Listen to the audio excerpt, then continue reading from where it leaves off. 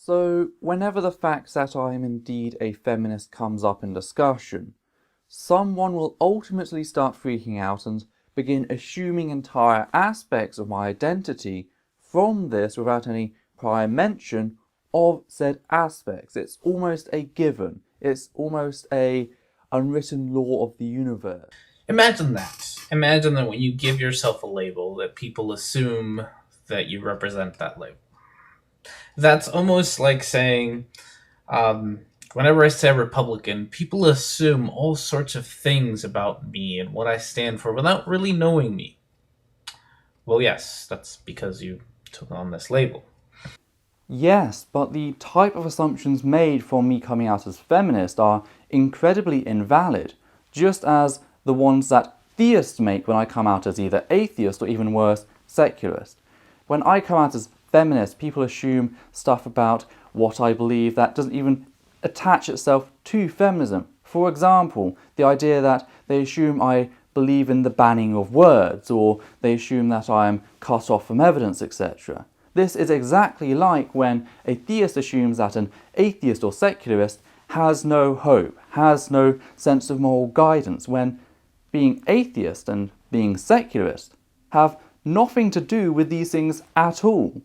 Now, I doubt you take an issue if I discussed the exact same point in the context of those said topics, so why the pedantic lack of sense on this one? I go on to explain exactly what I mean. Therefore, maybe it would be better to play that clip as well and then come in. If I was jumping around between completely differing topics, as some people sadly do, I would understand this early cut-in, but that's not what I do. Therefore, you need to learn to better space yourself, to time your critiques for optimum, ability. Also, the Republican analogy does not exactly match, and I'm sure I'll be given the opportunity to explain why a little later. Greetings there viewers, this is EOT here. Now, whilst I played most of my original audio from the video I made originally in this clip, I've made the decision to remove most of my original footage to save time. Thus, just assume that Rhetoric and Discourse starts each section with the phrase "in your video." I'll of course display any original quote or footage if I disagree with the understanding had by Rhetoric and Discourse, but otherwise assume I do not challenge it. I just wanted to note that I am the one who's doing the editing, not him. So with that stated, let us continue. The fact is that I'm not that simple. My feminism is not a shopping list of doctrine and authorities. So what is my type of feminism? Again, if a Republican, or if somebody came up to me and said, I'm a Republican, but I'm not, my Republicanism isn't a shopping list of dogmas and assertions and things that I believe, I would question why you have that label. I'm an atheist, and I'm a very proud atheist. I'm an atheist to the point where I own a scarlet letter that I wear on my suit to work. And I don't care. And I wear that letter for the very reason that I understand what having the label of atheist means. I understand that it means that people will judge me in this baby-eating, horrible person kind of way. And I do it proudly. So I wear the label on my shirt, on my jacket. I wear it proudly so that people know that I understand what the label means and that I don't care what that label means because it's not necessarily true. And that's part of the whole coming out atheist movement, and that's part of the whole Scarlet Letter thing. So I bring this up because I find it funny that you should know this. You should know that having the feminist label will bring in negative connotations to you, and yet you seem surprised that it does, or bewildered that people give you, stereotype you as a feminist when you say you're a feminist. It's almost this like, well, of course they will. We do that about every label group that we have. We do that about Republicans and Democrats and liberals and conservatives and you name it. We will do that. So I don't understand why this surprises you. But it doesn't surprise me. I noted specifically that I expect it every time to the extent that I joked it was a law of nature. Therefore, if I expect it every single time, how can I be surprised? They are not compatible. I am not therefore surprised, I am annoyed. This is just like when people assume I must be a nihilist or a terrible person because I am atheist or secularist. Therefore, to dispel this myth, I created a video to stand and say, no, I do not accept that assumption you make about me as a feminist, and therefore I challenge you on them. I call these people out in a direct fashion over the more symbolic one you utilize for atheism. Why? Because I prefer direct over symbolic, because symbolic can often be misinterpreted and misread.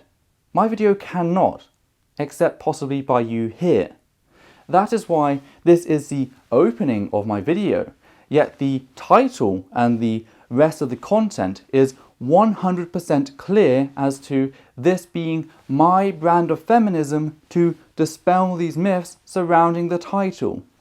Going back to what I noted earlier, I don't have to make the same case for secularism as you just did so yourself in your response.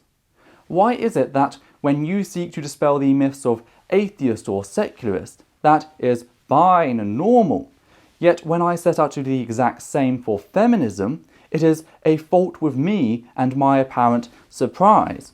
I don't think you proofread this at all for consistency. Now, as for your feminism and Republican analogy, it fails. It would have been much better if you would start to comparing feminism to conservatism. Why? Well, feminism is an ideology which takes shape in numerous political forms with varying degrees of ideas, etc. This is what I typically refer to as a general political movement. Likewise, conservatism is an ideology which also takes shape in numerous political forms varying across a range of fields. If someone came up and stated that I am a sex-positive feminist, that tells you something about them, just like if they told you they are a trans-exclusionary radical feminist.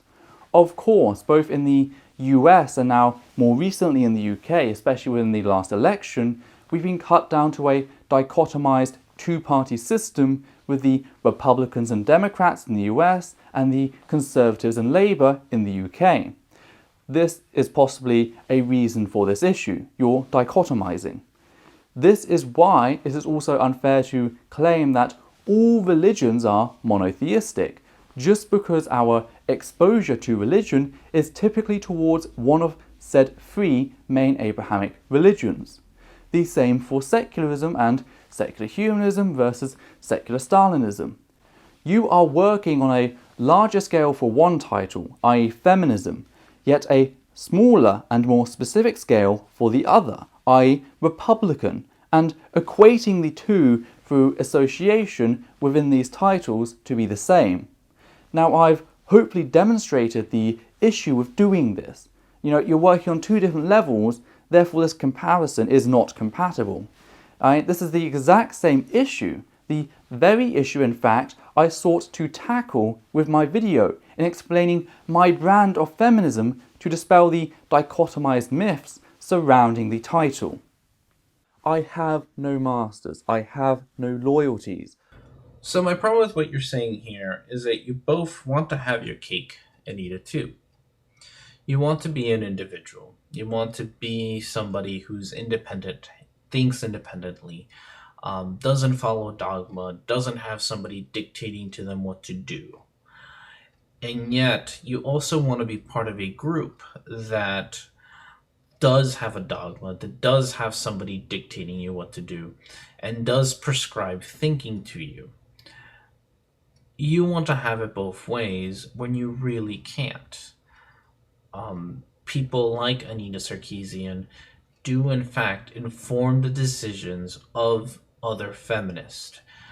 It is one of the reasons why she is so disliked by those of us who dislike her, isn't just for the things that she says, it's also because of the huge influence she has among feminists. And so, while it might work for you as an individual, that doesn't mean that it is necessarily true for the whole group. Because you see this sheep like mentality among feminists where they do follow everything that Anise Sarkeesian says, they do follow everything that Jessica Valenti says, and they do it unquestionably. First of all, have you ever seen what actually happens in the atheist and secular community when TJ gets angry at someone? It does not matter if that person brought forward a completely factual basis that completely destroys him. They just don't care. I mean, I feel that, like before, little actual thought was put into this response. I utilised TJ and secularism in my initial video as a specific example for a reason. You could have predicted this, noted it and went, oh wait, my argument doesn't exactly work.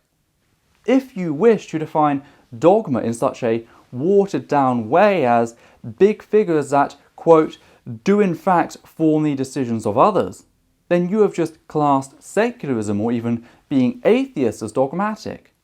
Otherwise, you would have created a double standard. I mean, forget TJ and think about Hitchens, Dawkins, Harris. Think about the entire purpose of debate. It is ultimately there to inform the decisions of others, not to convince the opposition, that the person on the debate is going against, but to inform the decision of those in the crowd. You would thus rather unintentionally class this as a symptom of dogma. I mean, by your definition, you have just classed all of education as dogmatic from the lowest to university level, as even in the university level, no matter how critical you are, your tutors will still inform some of your decisions, some of the ways you answer your questions, etc., as they are big figures that inform your decisions. I, on the other hand, consider the foundational aspects of that group and how open to change they are. Secularism has gradually shifted out into many groups overall, the same as feminism, which not only has numerous groups, but various waves over time.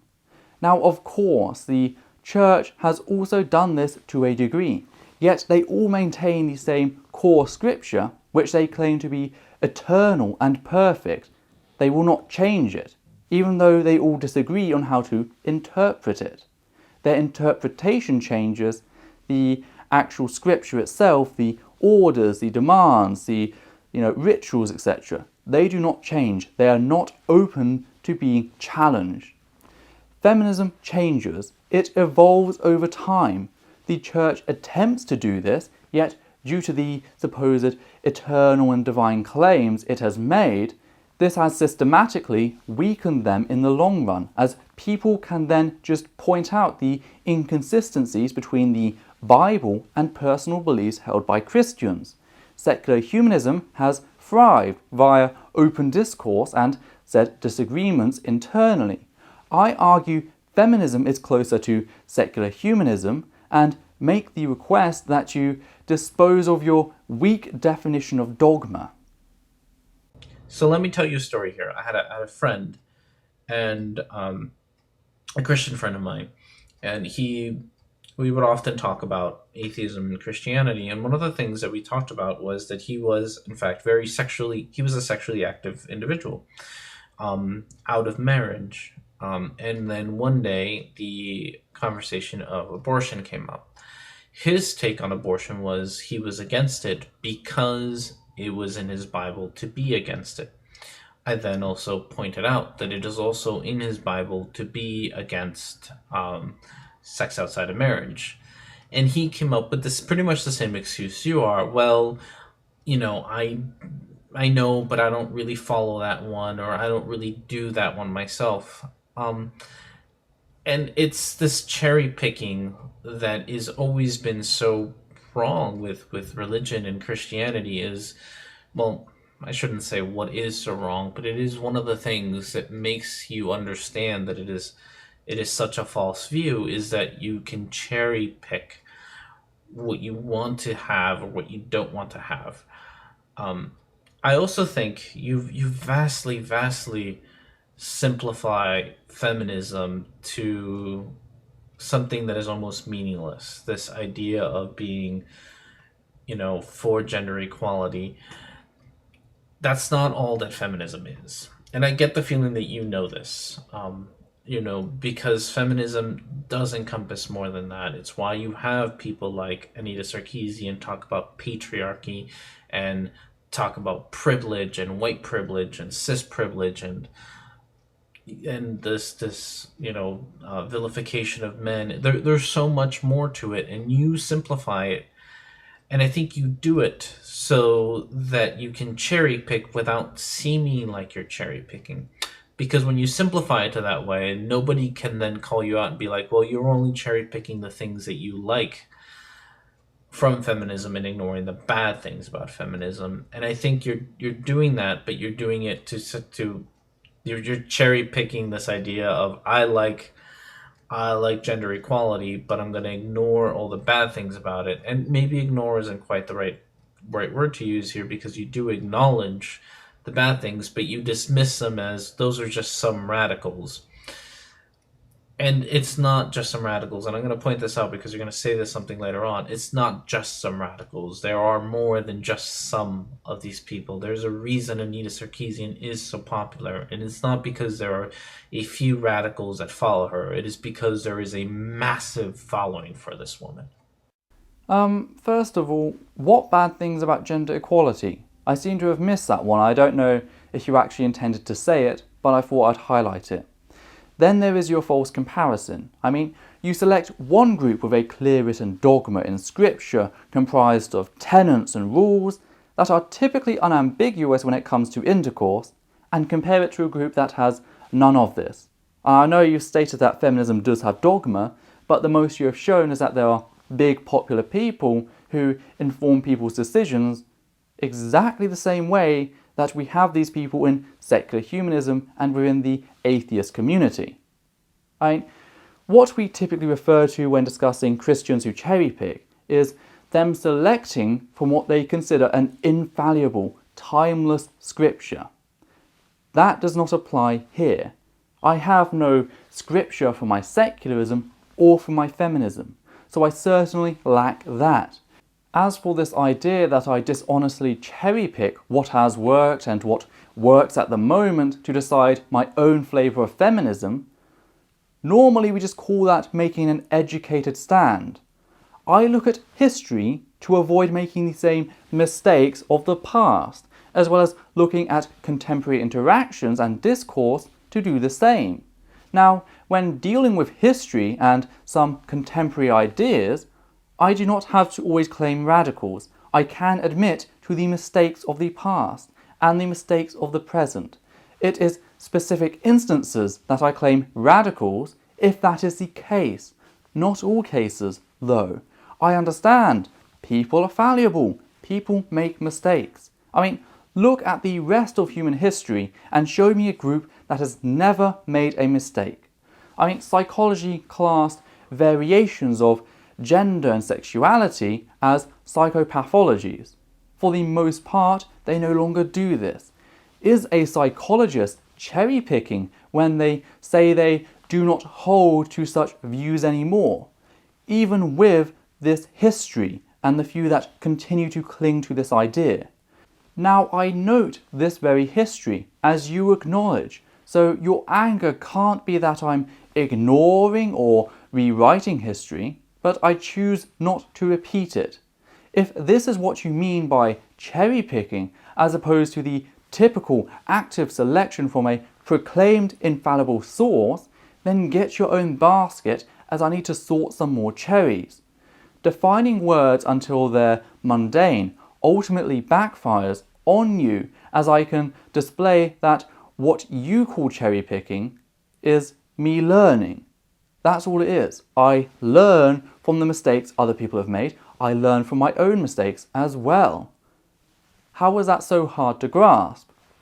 Also, it doesn't just work for me, but others as well. Even followers of Anita, just like the followers of TJ, can display critical thoughts to specific points made by said individuals. Yes, there will always be those unquestioning radicals, but again, this is in both groups. Therefore, to pretend one is dogmatic whilst the other is not just does not sit. Do I cherry pick my atheism or secularism because I do not follow TJ blindly? It is funny that this argument against my individualistic nature as a feminist follows directly on from the claims that feminism has a dogma. Yes, you later clarify that I may have worked it out, but if that's the case, then why do you assume that nobody else has? I'm really mundane as an individual. There is nothing special here to be different. If I can figure it out, so can others. This is why I am not giving up the word feminism, its history as well as its global structure. Now, I'm going to call you out on two things here. It's the history and the cis white privilege thing. The problem with feminism always pushing this idea of cis white privilege is that it does what I think you don't want it to do, which is it lumps all white straight people together and assumes that all of them are privileged. That is sexist and that is racist. That bottom line, that is what it is. Just because you are white and just because you are straight does not make you be off in a better position than someone else. You are entirely looking at a group and defining them by their color of their skin and their gender. Not even their gender, their sexual orientation. This is no different than doing the opposite and saying making assumptions about black men, black women, black gays. You're doing the exact same thing, but somehow you feel that it's appropriate when you say something like, I'm just saying they are privileged. It's not. You're still doing the same wrong. You're still stereotyping, and you're still, without taking into account their individual stories, assuming something about them. What utter rubbish. Note here that your stated problem is that by acknowledging that society offers special privileges to certain gender, race, class, sexuality and religion, I am no better than those who call for those privileges. Not necessarily those who receive them, but those who call for them. This is not an argument, therefore, against the extent of the privilege, merely an argument against me discussing the very fact of said privilege and its existence. Therefore, this means I may take the counterexample you gave to the extreme degree of privilege and persecution in my eyes, and what you have stated should still stand to scrutiny. If it does not, then your argument is invalid, as again it did not stress the degree of privilege, but rather the discussion on privilege altogether. Now, if I acknowledge the non-Jews had a privilege in Nazi Germany, is that reverse anti-Semitism because I am lumping all non-Jews together? Am I then claiming that all non-Jews had amazing lives in Nazi Germany? Or is it merely me acknowledging the facts that non-Jews were not going to be put down at an overall disadvantage for not being Jewish? This is what a privilege is when discussing society. Special treatment given to a demographic by society for no basis other than its preconceived notions. A white man will not be stopped for being white. A black man can. Not all cases, but in many cases they can be stopped. And this is the nicer example. We only have to glance across at America to see what is happening over there. Acknowledging that I will not be stopped in the street due to the melanin content of my skin, which I was born with, is not internalized racism. Yes, though the condition of my skin is genetic, the privilege given to me by society from this is not. That is the flaw with your counter-argument. It's the same counter-argument that argues that the lack of privilege, which puts more black people in prison, justifies, racially justifies the arrest of said people. That does not work. That is disgraceful. Privilege is cultural racism, sexism, transphobia, homophobia, etc. Calling that out is not. I mean, take your argument and apply it to the civil rights movement, when they called out white Americans at the time because they were given privilege in using any restaurant, any seat on the bus, any water fountain. That was not racism against white people. Again, your argument here does not appear to discuss the extent of the privilege, but merely against acknowledging said privilege. Therefore, I use these extreme examples from history as it should be equally as valid as, again, you state there is a problem with pointing out privilege rather than the extent of privilege. The other thing to keep in mind is this historical idea that you keep it for this historical idea of feminism. And this is something that I bring up to people is Republicans were the ones to free slaves. That doesn't mean that you should be a Republican at all. Historically, Republicans have done some good things. Historically, Republicans have done some bad things. Some can be said with Democrats. We cannot, political movements change over time. But talking about its global structure, do note that I did not edit that. It cut off there on his own video. Now, beyond the argument about this poor comparison between Republican and feminism, here is the thing. I do not argue purely from history. I argued from the present day as well, through the structure formed through various charities and international aid to enact further change. Please do play the audio clip. I just understand historically that they have had a privileged position, which I would say is still maintained overall in contemporary society. This is why I am not giving up the word feminism, its history as well as its global structure. Now, of course, due to the nature of feminism, this international effort belongs to no one type, and many types can actually work together. It's sort of like a continually updated discussion on where resources should go. But let's go and just run a scenario for a little bit. If the sex-positive feminists, the trans-inclusionary feminists, and those who want refuges for all and generally are more inclusive of men simply gave up on the title feminism, and therefore the charities as well, what would happen? Well, on one hand, they may just slowly crumble, and the good they do to international education, reduction of STIs, reduction of birth rates, better family incomes, etc., would slowly disappear. On the other hand, maybe the TERFs would make a comeback. Maybe they'd once again destroy trans healthcare through these charity systems. Maybe other forms of radical feminism would utilize these charities to drive further the idea that only men are the abusers.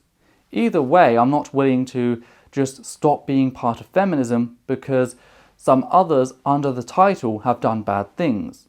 Those things, by the way, were not part of any core aspect of feminism, as it has no dogma, no infallible scripture to fall back on. It's people making do with what they have to try and better the world. Now, as a trans individual, I don't want to even risk that. For in attempting to argue me and others like me out of feminism, you are inadvertently reducing the rationale of feminism to something which could very possibly become dangerous. This has happened before, and what you do here could simply cause a relapse. So yes, that's the first half of my response, and I hope it has shown my critique of what you have stated in critique of my video. I'll see you for the rest.